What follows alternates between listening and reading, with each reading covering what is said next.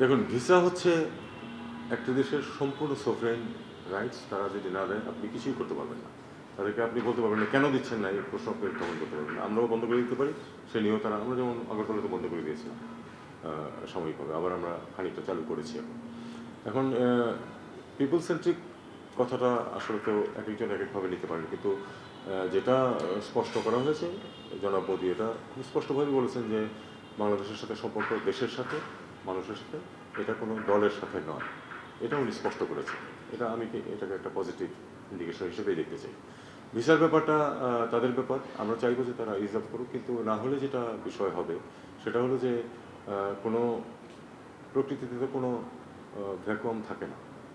যদি সেখানে ভিসার অভাবে লোকজন যেতে না পারে, তারা অন্য কোথাও যাবে এবং যাচ্ছে ইতিমধ্যে।